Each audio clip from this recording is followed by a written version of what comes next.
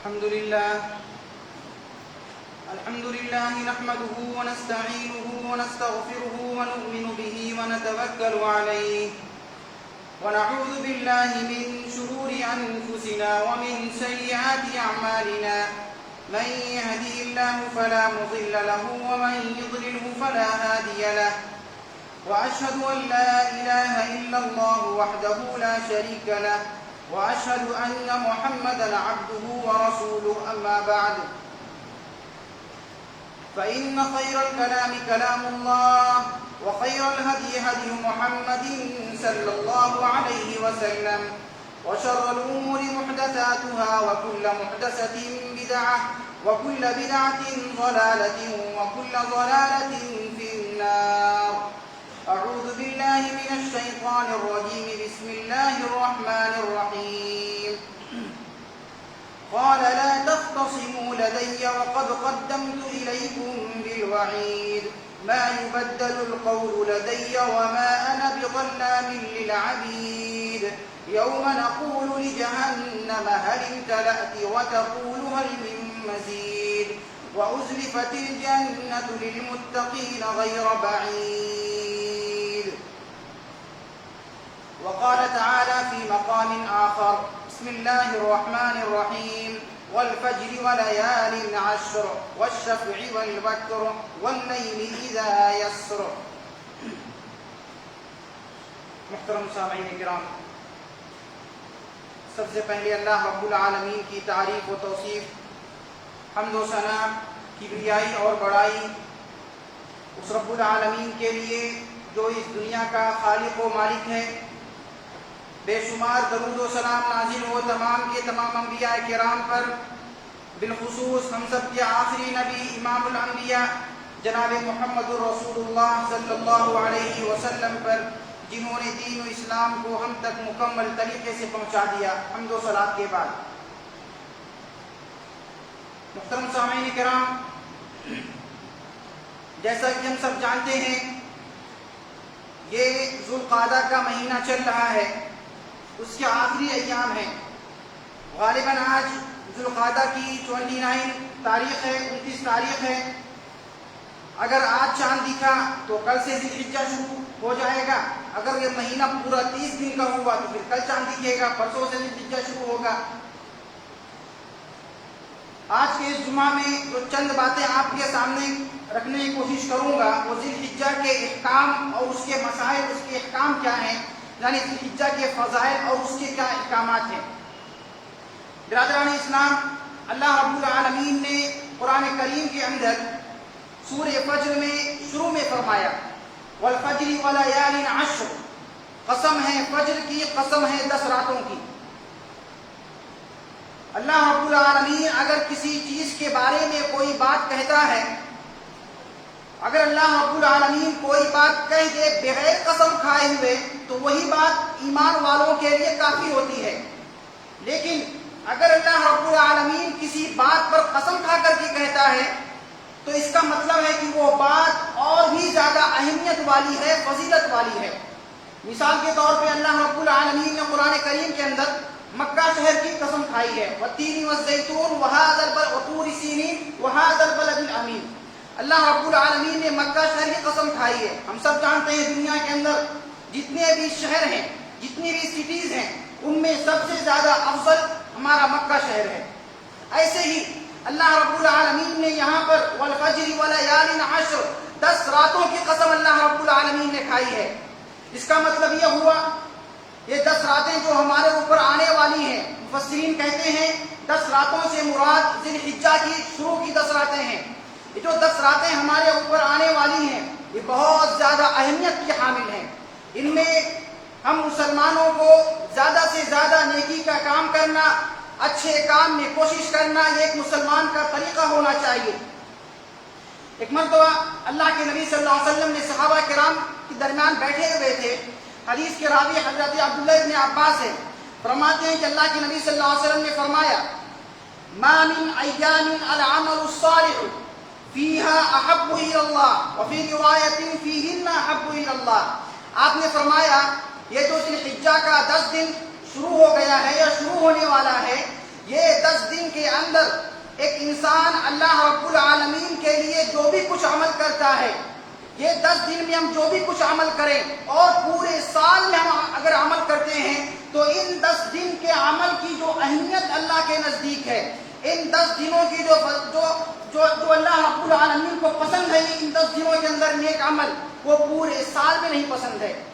مثال کے طور پہ اللہ کے نبی صلی اللہ علیہ وسلم نے آگے فرمایا، صحابہ کرام نے پوچھا کہ یا رسول اللہ، ایک آدمی اگر جہاد کے لیے جاتا ہے اس کے بارے میں کیا فرمانا آپ کا؟ تو آپ نے فرمایا ایک آدمی اگر جہاد کے لیے جاتا ہے تو وَلَا الْجِهَادُ فِي سَبِيلِ اللَّهِ، اگر وہ جہاد میں جاتا ہے تو جہاد کا اجر و ثواب بھی ان 10 دنوں سے زیادہ نہیں ہے، لیکن وہ آدمی جو جہاد کے لیے گیا اپنے مال کے ساتھ میں، اپنے جان کے ساتھ میں سب کچھ قربان کر دیا، یعنی کہ اللہ رب العالمین کے راستے میں وہ شہید ہو گیا۔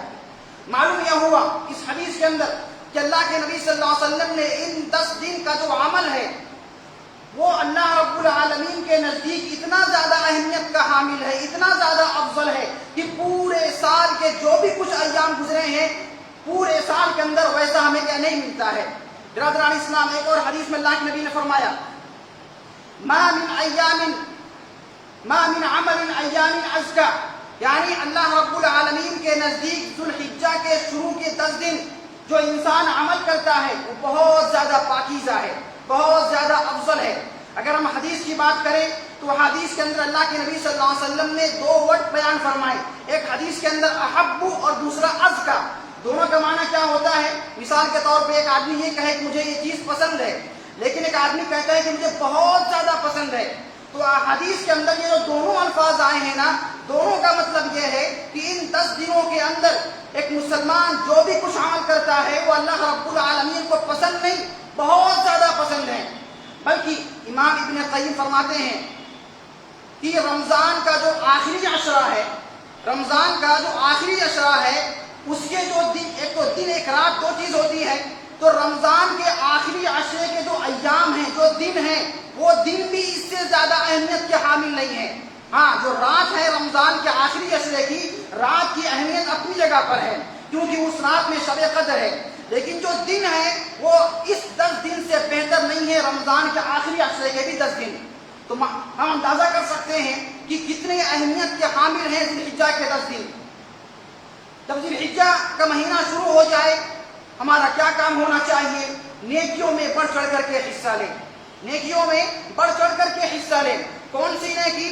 جو بھی نیکی ہم کر سکتے ہوں، قرآن کی تلاوت کرنا، ذکر و اذکار میں لگے رہنا، دعا مانگنا، دوسروں کی مدد کر دینا، پڑوسیوں کی مدد کرنا، یہ سارے کام ہم جو بھی کچھ کر سکتے ہیں بالکل کریں۔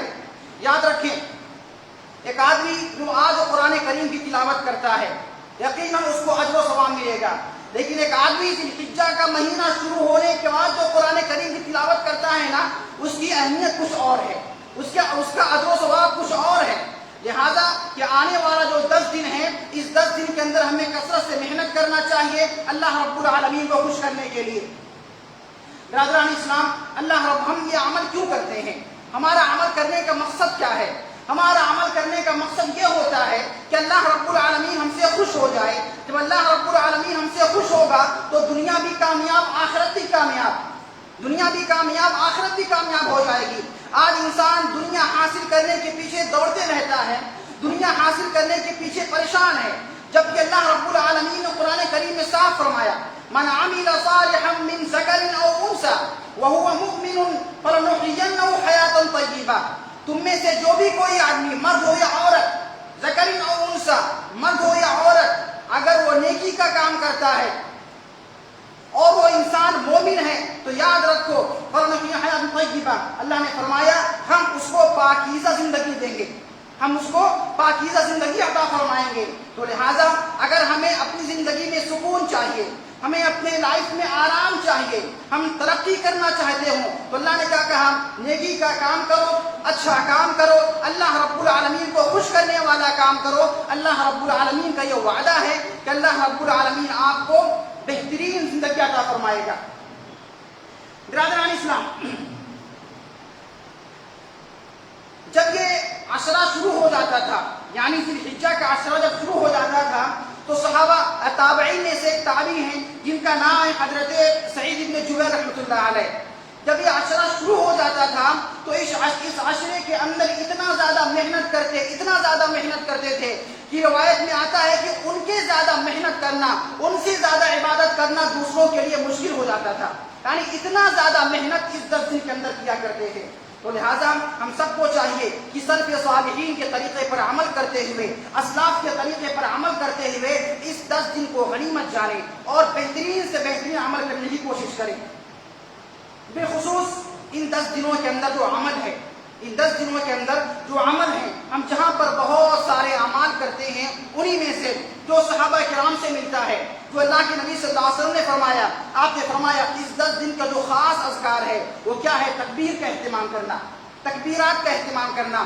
حضرت ابن عمر اور حضرت ابو ہریرہ کے بارے میں آتا ہے، یہ دونوں صحابہ کرام، یہ دونوں بزرگ ہستیاں کیا کیا کرتے تھے؟ امام بخاری فرماتے ہیں کہ یخرجان الی السوق، یہ دونوں بزرگ ہستیاں جب یہ عشرہ شروع ہوتا تھا، یہ 10 دن شروع ہوتا تھا، یہ دونوں بزرگ لوگ کیا ہے؟ مارکیٹ کی طرف نکل جایا کرتے تھے.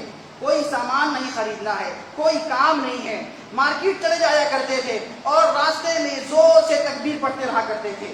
اللہ اکبر جو تکبیر ہے اس کو زور سے پڑھتے رہا کرتے تھے.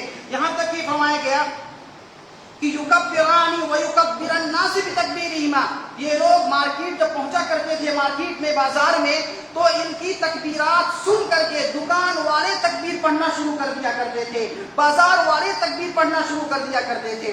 یعنی اس قدر تکبیرات کا اہتمام جو ہے اس ایام میں کیا جاتا ہے. تو ہمیں چاہیے جب عشرہ شروع ہو جائے، ذی الحجہ کا عشرہ شروع ہو جائے، تو ہمیں اس ذی الحجہ کے عشرے کے اندر تکبیرات کا اہتمام خاص کر کے کریں. اللہ اکبر، اللہ اکبر، لا الہ الا اللہ، واللہ اکبر، اللہ اکبر وللہ الحمد، اتنا پڑھنا ہے. اگر اتنا نہیں پڑھ سکتے ہیں تو کم سے کم اللہ اکبر اسی کا اہتمام کرتے رہیں. ایسے ہی اس عشرے کے اندر اسلاف سے ہمیں جو ملتا ہے، اس عشرے کے اندر اسلاف کیا ہے؟ سبحان اللہ کا اہتمام کرتے تھے، الحمدللہ کا اہتمام کیا کرتے تھے، لا الہ الا اللہ واللہ اکبر، ان چیزوں کا اہتمام کیا کرتے تھے. تو ہمیں چاہیے کہ آنے والا جو عشرہ ہے اس میں کوشش کریں اللہ رب العالمین کو خوش کرنے کے لیے، اللہ رب العالمین کے لیے بہترین عمل کرنے کے لیے. یہ بہت ہی اہم وقت آ رہا ہے ہمارے پاس. یہ 10 دن جو ہے ایک مومنوں کے لیے بہت ہی اہمیت کا حامل ہے. ایک مومن آدمی ان 10 دنوں کو پا کر کے خوش ہوتا ہے کہ ہمیں اس 10 دن میں کیا کثرت سے ہمیں عمل کرنے کو ملے گا، اور اللہ رب العالمین کے ہاں ہمارے اعمال میں کافی ترقی ہوگی. ایک مومن آدمی ایسا سوچتا ہے.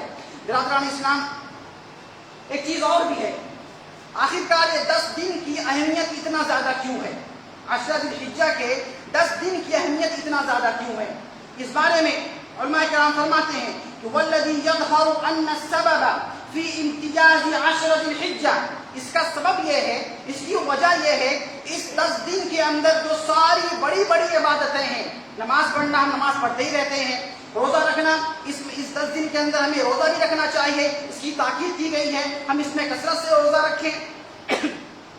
تو نماز پڑھنا، روزہ رکھنا لوگوں کی مدد کے لیے ابھارا گیا ہے، اور سب سے بڑا عمل حج کا عمل ہے جو اس 10 دن کے اندر کیا جاتا ہے.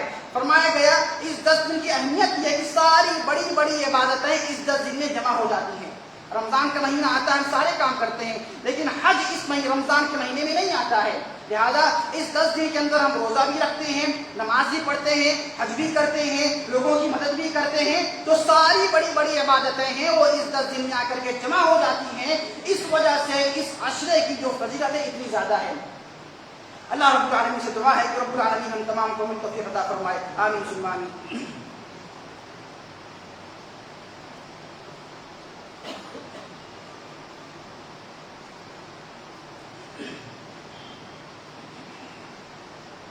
الحمد للہ وکفى وسلام علی عبادہ الذین اصطفى، اما بعد.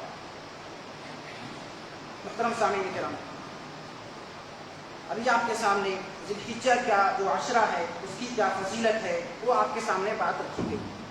انشاءاللہ چند باتیں آپ کے سامنے قربانی کے تعلق سے آئیں گی انشاءاللہ، کیونکہ قربانی کا وقت آنے والا ہے. برادران اسلام، قربانی کے مسئلے میں سب سے جو پہلا مسئلہ ہے وہ یہ ہے کہ جو آدمی قربانی کرنے کا ارادہ کرتا ہے، جو آدمی قربانی کرنے کا ارادہ کرتا ہے، کہ اس عید میں مجھے قربانی کرنا ہے اپنے نام سے، اپنی بیوی کے نام سے، اپنے والدین کے نام سے، یعنی جو بھی ہمارے گھر میں قربانی کرنے کا ارادہ کرتا ہے اس کے لیے سب سے پہلا کام کیا ہے؟ آپ نے فرمایا من رأى هلال ذی الحجہ واراد ان یضحی فلا یأخذن من شعره ولا من اظفاره، رواه مسلم۔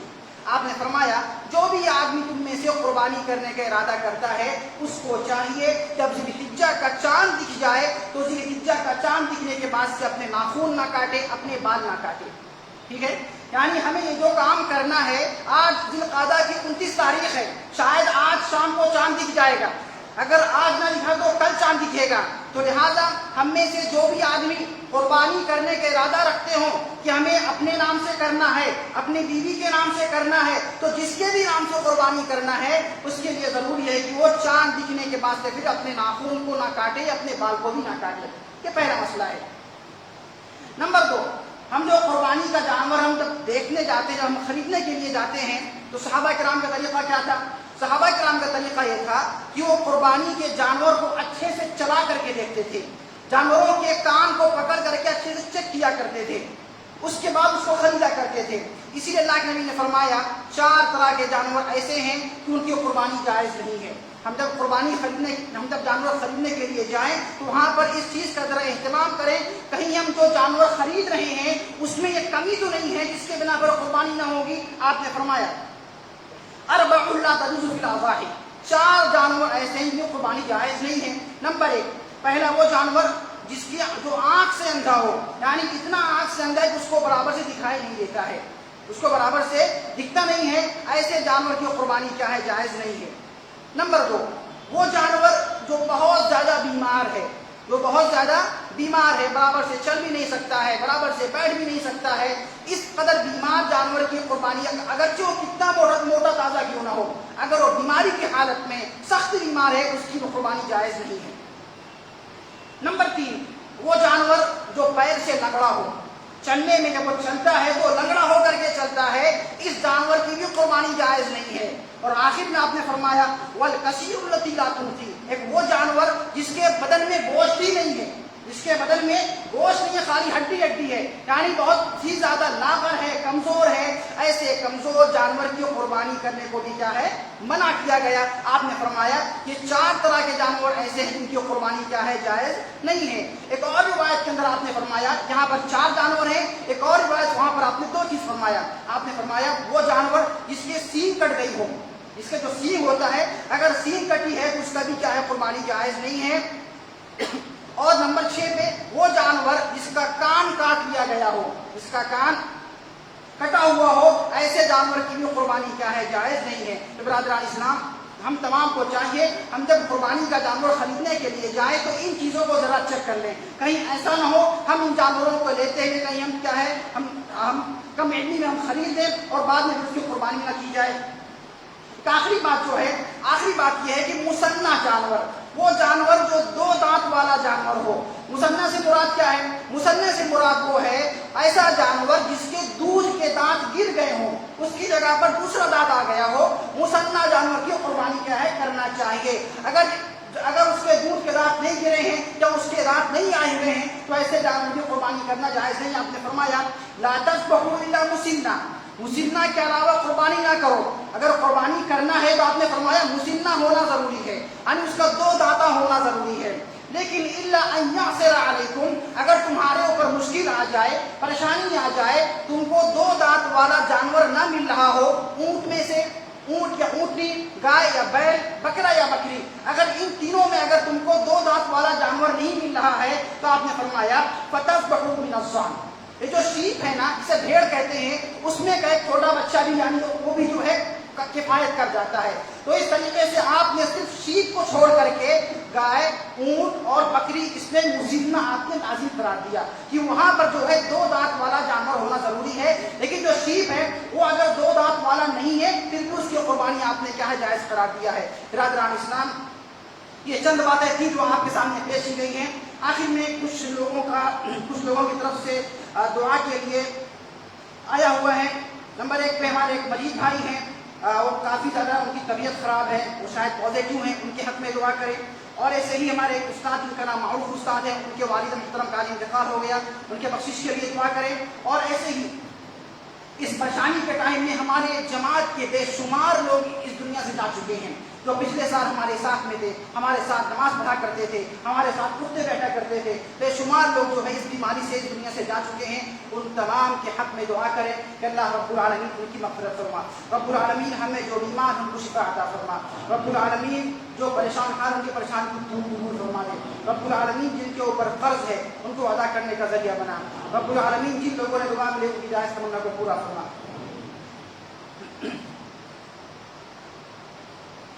الحمد لله رب العالمين والصلاة والسلام على رسوله الأمين وعلى آله وأصحابه أجمعين. أعوذ بالله من الشيطان الرجيم. إن الله وملائكته يصلون على النبي يا أيها الذين آمنوا صلوا عليه وسلموا تسليما. ربنا آتنا في الدنيا حسنة وفي الآخرة قنا عذاب النار. ربنا ظلمنا أنفسنا وإن لم تغفر لنا وترحمنا لنكونن من الخاسرين. ربنا اصرف عنا عذاب جهنم إن عذابها كان غراما إنها ساءت مستقرا ومقاما. ربنا تقبل منا إنك أنت السميع العليم وتب علينا إنك أنت التواب الرحيم. سبحان ربك رب العزة عما يصفون وسلام على المرسلين والحمد لله رب العالمين.